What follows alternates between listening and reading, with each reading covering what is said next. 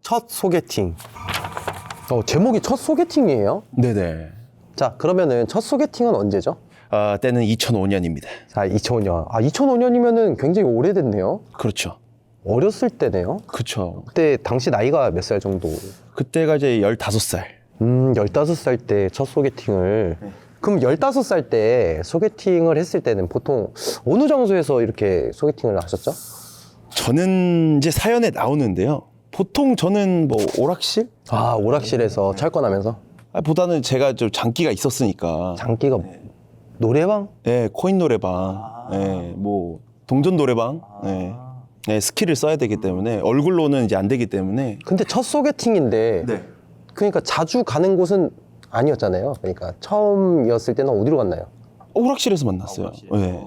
노래도 많이 부르고 그때 당시에 또 이제 철권이나 뭐 킹 오브 파이터 뭐 네, 이런 맞아요. 오락 게임을 하면서 친구들하고 보냈던. 네, 맞아요. 그러면 그 여자애도 소개팅을 이렇게 딱 한다고 했을 때 뭐 본인들의 사진을 서로 교환하고 너 얘 소개 받을래? 그쵸. 라고 하지 않나요? 그래서 얼굴에 반만 보내줬어요. 네, 이렇게. 네. 그렇게 그럼 반의 반이잖아요.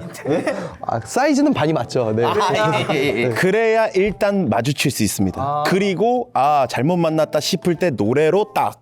그래도 노래는 좀 하네. 보통 우리는 이렇게 얘기하죠. 그냥 미끼를 던지고 납치를 한다. 복면가왕처럼 이렇게 가면서 노래 부르신 거구나. 맞습니다. 좋아요. 저는 소개팅을 사실은 뭐 많이 해본 적은 없지만 보통 이렇게 좀 주선자가 있고, 네. 그쵸? 그러면 소개팅에 나왔던 사람이 있고, 보통은 이렇게 3명이서 이루어져야 되지만은 학창 시절 때는 또 그 친구의 친구가 나오고, 또 우리의 친구가 나오고, 이렇게 되면 좀 인원수가 많지 않나요? 근데 그 중요한 내용은 딱 저희 둘밖에 안 나옵니다. 어차피 소개를 해준 친구에 대한 내용은 없어요. 그러면은 첫 소개팅 때 단 둘이 만날 수 있는 배짱을 가진. 그럼요. 자, 그러면 저희가 로브 씨의 첫 소개팅에 대한 이야기를 한번 들어보도록 하겠습니다. 준비되셨나요? 네, 준비됐습니다. 네, 그러면은 바로 시작해주세요. 때는 제가 중학교를 입학한 지 얼마 지나지 않아 이성에 대한 관심이 점점 많아질 때였습니다. 친구에게 여자를 소개해달라고 조르고 졸라 드디어 첫 소개팅을 하는 날, 그 당시 오락실이 유행이라 오락실 앞에서 만나기로 약속을 잡았습니다. 오락실 앞에서 만난 그 여학생의 첫인상은 중학교 1학년이라고 하기에는 굉장히 성숙해 보였어요. 긴 생머리에 얼굴이 하얗고 핏기가 없는 차가운 인상이었어요. 그 여학생의 이름은 김겨울. 이름 공개해도 돼요? 가명입니다. 네. 풍겨오는 이미지가 매우 차가워 보였지만 예쁜 외모와 쿨한 말투에 끌려 몇 번 만나서 대화도 하고 간단한 데이트도 하였습니다. 그런데 대화를 나눌수록 우리는 서로 가치관이 맞지 않는다는 생각이 들었어요. 이야기도 잘 통하지 않을 뿐더러 성격도 잘 맞지 않았고요. 또 알고 보니 겨울이는 소위 놀던 친구로 분류가 되어 있는 아이였고요. 본인보다 약한 친구에게는 좀 막대하고 욕도 하는 모습을 보며 점차 실망을 하게 되었습니다. 그래서 한 2주간의 데이트를 끝으로 우리는 잘 맞지 않는 것 같다고 고백하니 겨울이는 자존심이 상했는지 약간의 과격한 말과 함께 쿨하게 돌아섰습니다. 네. 우리의 인연은 그렇게 끝이 났습니다. 아니, 끝난 줄만 알았습니다. 뭐가 또 있어? 각각 남고 여고로 진학하여 우리의 접점은 전혀 없었고요. 소문으로만 겨울이의 소식을 간간히 듣는 정도였어요. 그런데 그 소문이라는 게 사실 좋은 이야기보다는 좋지 않은 이야기가 과장되어 퍼지기 마련이잖아요. 그래서 저도 가끔 겨울이의 소문을 접할 때면 그때의 인연을 빨리 정리한 것이 참 다행이라는 생각을 하였습니다. 겨울이에 대한 기억도 희미해져갈 고3 무렵, 저는 진로를 보컬로 정해서 다른 친구들보다 빠르게 수시 합격을 받아둔 상태였습니다. 그래서 수능에 대한 스트레스도 없었고 학교를 가도 편안하게 있는 시간들이 많았죠. 그날도 열심히 공부하는 친구들 뒷자리에 앉아 반쯤 엎드려서 창가를 내다보고 있었어요. 밖에는 비가 주룩주룩 내리고 있었고 몸도 정신도 나른해져 갈 무렵이었습니다. 그때 진동 소리에 핸드폰을 꺼내보니까 잘 지내? 물음표 라는 짧은 문자 메시지 발신인을 보니 겨울이었어요. 번호가 저장이 되어 있다는 사실조차도 까맣게 잊을 정도로 오래 연락을 하지 않던 아이가 갑자기 문자를 보내와 답장을 보낼까 말까 잠시 고민을 했었어요. 연락을 받고도 반가운 마음은 없었거든요. 워낙 소문도 좋지 않았고 뭐 좀 별로였어요, 사실. 지금 생각해보면 그런 소문이 왜 났었는지도 알 것 같았거든요. 겨울이가 정말 예쁘게 생겼었거든요. 남학생들이 좋아할 수밖에 없었어요. 그러다 보니 남자 관련 소문만 무성했었던 것 같아요. 어쨌든 저는 한참을 고민하다가 겨울이에게 어떤 일로 연락했냐고 답장을 보냈습니다. 그랬더니 잠시 뒤 나도 보컬 전공으로 입시 준비 중인데 너 좋은 대학 붙었다고 들었어. 축하해 라고 하더군요. 알고 보니 그동안 겨울이도 저와 같은 전공을 준비하고 있었고 입시를 준비하며 이미 대학에 붙은 저에게 도움을 받고 싶다고 했습니다. 같은 전공이기도 하고 고3의 전부라고 할 수 있는 입시에 관한 문제이니 쉽게 거절할 수가 없었어요. 그래서 그 다음날 겨울이의 실용음악 학원 앞에서 만나기로 약속을 잡았죠. 약속 시간에 맞춰 겨울이 학원 앞에 도착했는데 여자 두 분이 서 계시더라고요. 가까이 다가갔더니 모르는 여자 한 분이 저를 보면서 너가 로브니? 하며 반갑게 맞이해 주셨습니다. 나 겨울이 보컬 선생님인데 너를 가르쳐주고 계신 선생님이 내 멘토셔서 좋은 대학에 합격했다고 이야기를 전해 들었어. 축하하고 우리 겨울이한테도 피드백 좀 많이 해줘 라고 하시더라고요. 가볍게 인사를 하고 그제서야 그 옆에 있는 겨울이를 바라봤습니다. 겨울이는 놀랄 정도로 예전 모습 그대로였어요. 여전히 긴 생머리에 하얗고 핏기 없는 얼굴, 예쁜 이목구비의 차가운 표정. 중학교 때부터 성숙했던 모습이라 그런지 하나도 변하지 않는 것처럼 그대로였습니다. 이야기를 나누자는 겨울이의 말에 우리는 공원을 걷기 시작했습니다. 저는 겨울이와 공원을 걸으면서도 머릿속으로는 절대로 나는 당하면 안 된다.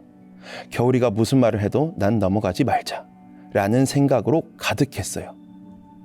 그동안 겨울이에 대한 안 좋은 소문만 들어서 그런지 나는 절대 당하지 말자는 생각만 가득했던 것 같아요.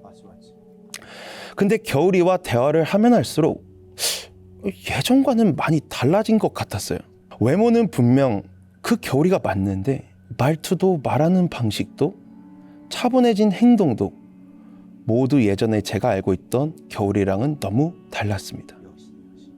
혹시 다른 사람인가? 의심이 들 정도였어요. 그렇게 걷다 보니 해도 저물고 날씨도 쌀쌀해져서 공원 한 구석에 있던 커피 자판기 앞에 갔습니다. 그 당시 자판기 커피 한 잔에 200원 정도 했었는데 그동안 들었던 소문이 너무 많아서였는지 그 돈조차 내기가 싫은 거예요. 그럼에도 불구하고 자판기에 동전을 넣으려는 찰나 탁! 제 손을 겨울이가 잡고 막아서는 거예요. 그러더니 내가 낼게 차분한 목소리로 말하고는 겨울이가 커피를 사주더라고요. 그 순간에도 저는 이런 애가 아닌데 뭐지? 이런 생각을 했습니다. 단돈 몇백 원이라서 그런가? 이런 생각도 들었고요. 그렇게 끝없이 의심을 하면서도 대화가 끊이질 않아 한참을 공원을 거닐며 입시와 전공에 대한 이야기를 나누었습니다. 어느덧 시간이 너무 늦어서 이야기를 하고 택시를 타려는데 겨울이가 택시비라며 10,000원을 툭 던지고 택시 문을 닫는 거예요.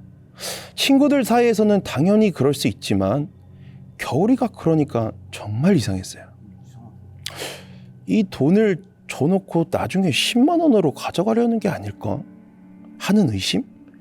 저도 그때까지는 겨울이에 대한 의심의 끈을 놓지 않았습니다. 근데 그 다음날 겨울이에게 또 연락이 와서 만나자고 하더라고요. 그래서 이제 애가 달라진 것도 또 언제 바뀔까 궁금하기도 하여 한 번 더 약속을 잡았습니다. 그렇게 하루, 이틀, 3일, 어느새 5일을 연속으로 만나게 되었고 6일째 되는 날에는 겨울이가 자기가 아는 맛집을 가자며 어느 고깃집에서 만나자고 했습니다. 저는 혹시 겨울이가 이 날을 위해 나에게 5일이라는 시간을 쓴 건 아닐까 의심을 하기 시작했습니다. 어머니께 용돈 5만 원을 받아서 약속 장소로 향했습니다. 그렇게 고깃집에 도착하여 메뉴판을 살펴봤는데 3인분만 시켜도 이미 들고 온 돈은 다 사라질 정도로 가격이 있는 식당이었습니다. 그리고 이미 끝마친 주문은 제가 가지고 온 돈을 훌쩍 뛰어넘어 버렸습니다. 식사를 하는 동안 정말 많은 생각이 오고 갔습니다. 고기가 어디로 들어가는지 모를 지경이었죠. 내가 돈을 내야 될 것 같은데 모자란 건 어떻게 하지? 그냥 더치페이를 하자고 할까? 속으로 한창 소가리를 하고 있는데 겨울이가 화장실을 좀 갔다 오겠다는 거예요. 겨울이가 화장실을 간 동안에도 힐끔힐끔 계산대를 바라보며 고민을 하고 있는 그때 화장실에서 나오던 겨울이가 계산을 하는 모습이 보였습니다. 그때 든 안도감이란 정말 다행이기도 하고 고맙기도 하면서 미안함도 들고 정말 오만 가지 감정이 교차하면서 내가 겨울이를 너무 나쁘게만 봤구나 하며 한참을 반성했습니다. 그날 그렇게 헤어진 후 다음 날에도 겨울이는 또 만나자고 하더라고요. 솔직히 겨울이에게 이성적인 마음이 있었던 건 아니었고 조언해 줄 것도 없는 것 같아서 조금은 거리를 두어야겠다는 생각이 들었습니다. 그래서 이번에는 선약이 있다고 거절을 합니다. 그렇게 한 2, 3일을 거절하였을까? 사흘째 되던 날 시간은 자정을 넘어가던 무렵 갑자기 겨울이에게 처음 왔던 문자와 똑같은 메시지를 받게 됩니다. 잘 지내. 점점점. 분명 처음 받았던 메시지와 같은 내용인데 느낌이 사뭇 달랐습니다. 갑자기 왜 잘 지내라고 하지?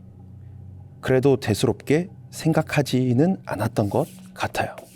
제가 피하는 것을 눈치채고 가벼운 작별 인사를 하는 거라고 생각했거든요. 그런데 그때 한 통의 전화가 왔습니다. 이상하게 제 보컬 선생님이었어요. 선생님? 그래 로브야. 살다 보면 이런 일도 있고 저런 일도 있는 거다. 참 안타깝게 됐다. 선생님도 마음이 많이 안 좋네. 너 대학교도 합격했겠다. 너무 그쪽 신경 쓰지 말고 네 앞길 잘 가면 된다. 그럼 힘내고 로브야. 학원에서 보자. 라며 선생님은 전화를 끊으셨고 저는 한참을 어리둥절했습니다. 그치, 왜 갑자기 뭐 잘 지내라는 문자 받았는데. 근데 도대체 선생님께서 하신 말이 이해가 되지 않았습니다. 이때 연달아서 오는 전화. 이번에는 모르는 번호였습니다. 로브 학생 맞죠?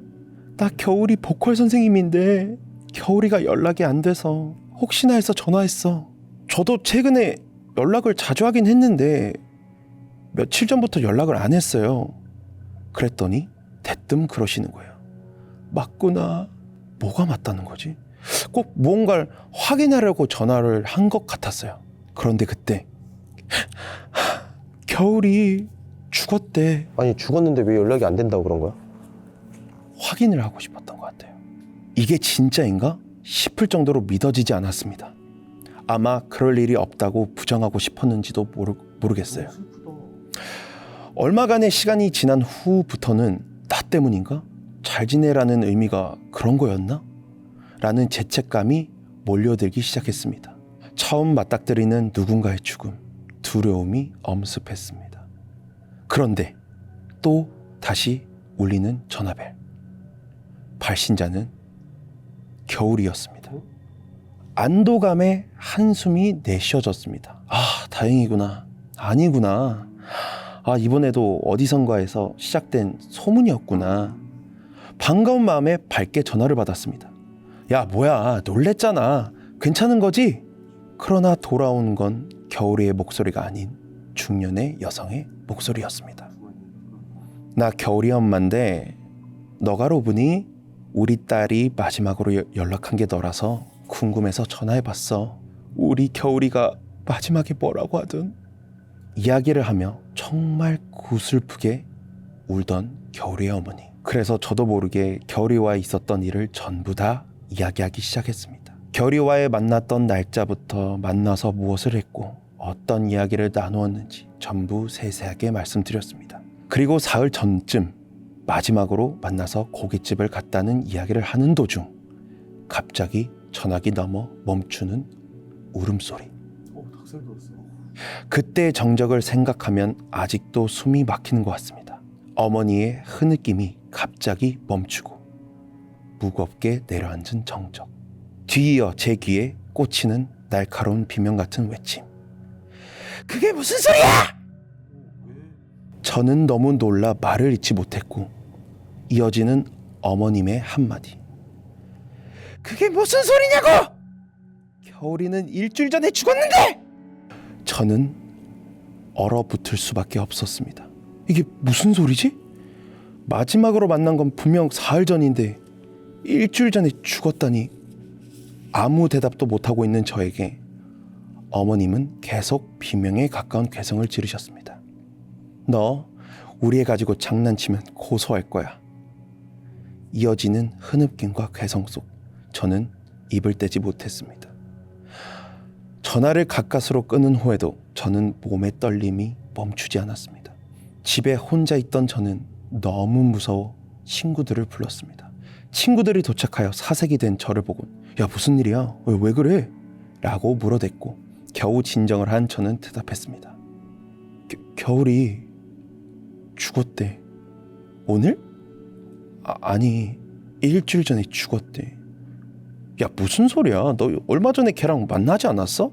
일상을 공유하고 있던 친구들이었기에 겨울이와의 만남도 알고 있던 친구들은 무언가 생각이 난 듯 겨울이 알바하던 PC방 있잖아. 거기 가보자 라고 제 손을 이끌었습니다. 그 새벽 저와 친구들은 겨울이가 아르바이트 하던 PC방으로 향했습니다. 어떻게 된 거야? 겨울이가 아르바이트를 한다던 PC방에는 남자 사장님이 카운터를 보고 계셨습니다. 사장님, 혹시 오늘 겨울이 출근했나요? 하고 제 친구 녀석이 물었습니다. 아니, 겨울이 일주일 전에 그만뒀는데. 아무리 생각해도 맞지 않는 퍼즐. 그때 갑자기 든 생각. 거길 가보면 알 수 있겠다. 그곳은 바로 겨울이와 마지막으로 갔던 고깃집. 친구들과 고깃집으로 향했습니다. 사장님, 저 혹시 기억나세요? 고깃집 사장님께 제가 겨울이와 왔던 날 우리의 인상착의를 아무리 확인해도 전혀 기억을 못 하시더라고요. 그래서 계속 설명을 하는데 가만히 듣던 사장님이 화를 내시는 거예요. 하루에도 손님이 수십 명씩 오고 가는데 어떻게 일일이 다 기억하냐면서 자기가 CCTV냐며. CCTV. 고깃집 천정 모서리마다 설치된 CCTV가 제 눈에 들어왔습니다. 있었구나 CCTV가. 사장님께 사정을 해서 CCTV를 친구들과 함께 보았습니다. 그러나 그날의 CCTV에 찍힌 건 다름 아닌 저 혼자. 거기서 누가? 혼자 주문하고 혼자 먹고 혼자 떠들고 계산도 혼자 하며 그렇게 있다가 나가더군요. 그 모습을 본 저는 충격에 빠졌습니다. 친구들도 옆에서 야 뭐야 너 혼자 있었잖아 라며 영문을 물었지만 저는 아무 말도 할 수 없었습니다. 그 후에도 저는 믿을 수 없어 겨울이의 소식을 한참 찾아본 것 같습니다. 하지만 제가 찾을 수 있는 그날 이후 겨울이의 흔적은 겨울이의 장례식 소식과 그날에 멈춰버린 겨울이의 SNS 뿐이었습니다. 그날 겨울이가 했던 말, 겨울이가 입던 옷, 심지어 겨울이가 뿌렸던 향수 냄새까지 저는 생생히 기억이 나는데 제가 만났던 겨울이는 과연 누구였던 걸까요? 야, 문자로 잘 지내라고 왔다며. 그것도 4일 전에 왔던 거 아니야? 그러니까. 아니었어요. 그건 언제 온 거야? 사실 다 일주일 전에 멈춰 있었고요. 너 혼자만 조현병 걸린 거야? 그렇죠. 그런 거였던 거죠. 아, 그러니까 너 혼자만 빙의에 걸렸다. 어떻게 보면 너 혼자서 이렇게 지냈다. 네. 이거 미친놈이네. 저도 이 이야기, 이게 제 경험이잖아요. 이 이야기의 끝을 제가 미쳤다라고 정리를 하지 않으면 제가 더 미쳐버릴 것 같은 거예요. 아니야, 너 미친 거 맞아. 그러니까 그거밖에 일반인으로서는 정답이 없어요. 근데 저는 똑똑히 기억합니다. 무조건 사람이었어요. CCTV에도 안 찍혔다며. 근데 사람이었어요. 진짜 소름 돋는 거는 그거잖아. 혼자서 얘기하면서 이렇게 밥을 먹고 그럼 그 고깃값은 누가 계산한 거야? 그러니까 결국 제가 계산했고요. 이만큼 먹었고 제가 혼자 상상하고 그만큼이었어요. 근데 그 이전 선생님과 만났잖아요. 그땐 살아 있었어요. 그래서 선생님도 기억하세요. 근데 딱 그 죽은 시점부터 똑같이 공원을 가고 똑같이 얘기를 했는데 그 부분만 사라진 거야. 아니면 이거일 수도 있어, 로브야. 네가 이미 겨울이의 사망 소식을 들었는데 너가 충격을 너무 많이 크게 받아가지고 그 부분이 누락되고 겨울이가 살아있다고 너 혼자서 생각하는 경우일 수도 있어. 절대 아니에요, 형님. 맞아. 절대 아니에요. 근데 저는 이 이야기 전후로 귀신을 조금 더 믿게 됐어요. 그러니까 한마디로 그러면은 로브가 만난 겨울이는 누구야? 그러니까 귀신이야? 아니면 네가 만들어낸 허상인 거야? 그러니까 귀신이에요. 제 입장으로서는요. 귀신이에요. 하지만 그 누구한테도 얘가 귀신이라고 말을 못하는 거예요. 왜냐? 너만 봤으니까. 저만 봤으니까요. 그러면 이 얘기의 끝을 어떻게 매듭을 칠까? 그냥 내가 미쳤다고 하면 그냥 더 이상 이야기가 안 나오겠거니. 그냥 내가 미쳤구나. 아니, 그럼 이렇게 보자. 너가 너 자신의 가장 솔직하게 얘기를 해봐. 남의 시선을 다 배제하고. 네. 누구야? 사람이에요. 그만큼 생생하다는 거예요. 죽었다고 하니까 얘가 귀신 같아 보이는 거지, 죽었다는 얘기가 없었으면 그냥 사람이잖아요. 근데 아직도 걔 얼굴, 표정 뭐 이런 게 아직도 생생해요. 아, 근데 너무 슬펐겠다, 일단은. 그러니까 이렇게 생생했던 애가 죽었다는 소식을 딱 접했을 때 그 놀람과 무서움을 떠나서 뭔가 되게 슬프면서 뭔가 아련했을 것 같아. 사실 경험자로서는요, 그냥 솔직히 말해서 슬프고 이런 기분이 아니에요. 정말 미칠 것 같고 너무 무섭고요. 이게 왜 나한테 이런 일이 일어날까? 그리고 접점도 사실 한 5년, 6년간 없었잖아요. 제가 얘한테 실수한 것도 없고 제가 나한테 실수한 것도 없고 뭔가 제가 뭐 이유가 없는데 갑자기 왜? 그럼 겨울이는 왜 죽은 거야? 모르죠. 그러니까 뭐 사고사야? 아니면 자살이에요. 너를 데리고 가려고 그랬을까? 그러니까요. 그런데 사실 CCTV를 본 게 지금 내용에는 한 군데잖아요. 제가 얘랑 같이 갔던 장소가 더 있어요. 학원도 들어갔어요. 근데 이 학원이 이제 만들어진 곳이라 여긴 CCTV가 없고요. 유명 브랜드점에 가서 CCTV를 켜달라 했더니 안 찍혀 있어도 찍혀 있어도 문제가 되니 공개할 수가 없다는 거예요. 이게 진짜면 이것 때문에 우리 가게가 망하면 너가 책임질 거야? 그러면 틀어줄게. 라는데 제가 어린 저로서는 덜컥 겁이 나는 거예요. 근데 그 브랜드를 말하면 사실 진짜 엄청 커요. 엄청난 스트레스를 받으셨나? 전혀 없었어요. 대학도 붙었고. 맞잖아요. 아니, 이런 증상에 대해서는 설명해 줄 수는 있어요. 그러니까 이건 정신적으로. 그러니까 이거를 제가 아까 전에도 그냥 말씀을 드렸지만 조현병 증상하고 좀 약간 비슷하긴 해요. 근데 이제 조현병 증상도 되게 여러 가지지만 누군가 날 쳐다보는 것 같고 그리고 어떠한 소리가 들리기 시작하고 그 다음에 가장 중요한 거는 내가 대화하던 상대방이 실존 인물이 아닌 경우를 우리는 조현병이라고 해요. 지금 이 상황인 거야. 우리가 로브하고 무스하고 이렇게 대화를 하면서 컨텐츠를 했다고 생각하고 이렇게 찍었는데 다른 제3자의 입장에서는 너하고 나를 둘만 하고 있는 거야. 너는 그냥 없는 사람인 거야. 그게 이제 약간 좀 이제 조현병 증상이라든가 이런 게 있는데 만약에 이거를 심령적으로 풀어간다고 하면은 우리가 흔히 말하는 홀렸다고 그러죠. 홀렸다라는 걸 뭐냐면 약간 좀 편하게 설명하자면 구미호한테 홀렸구나 라고 말하는 것처럼 구미호가 사실상 여우의 모습을 하고 있거나 아니면은 실존하지 않는 여성의 모습을 이렇게 나타나거든요. 그래서 우리는 그 여자를 따라가서 보니까 막상 정신 차리고 보니까 뭐였어요? 뭐 그냥 옷 가지거나 나무이거나 아니면은 뭐 그리고 또 똑같이 표현하는 게 도깨비에 홀렸구나. 우리가 씨름하고 나서 봤더니 빗자루가 있거나 나무가 있거나. 맞죠. 그러니까 이제 우리 로브 씨가 겪었던 부분에 대해서는 홀렸거나. 그러니까 홀렸을 때 가장 우리가 중점적으로 봐야 될 거는 받은 물건이 있냐. 기억이 없는데. 그렇죠. 이거는 이제 기억이 오류라 그래서 지금 막상 생각하려고 하면 난 받은 게 없는 것 같은데라고 하지만은 있을 수도 있을 것 결국에는 무언가의 계약이 성립이 된 거고 그걸로 인해서 우리 로브 씨가 이제 홀리기 시작한 거죠. 왜냐면 이제 그 부분이에요. 공통 관심사가 있었잖아요. 보컬이라는 그리고 또 대학이라는 그런 공통 관심사에 의한 주파수가 맞았기 때문에 이 주파수로 인해서 그 겨울 씨가 의도했든 의도하지 않았던 간에 겨울 씨가 이제 딱 이렇게 안 좋은 일이 됐을 때 그 주파수가 자연스럽게 이쪽으로 흘러가는 거죠.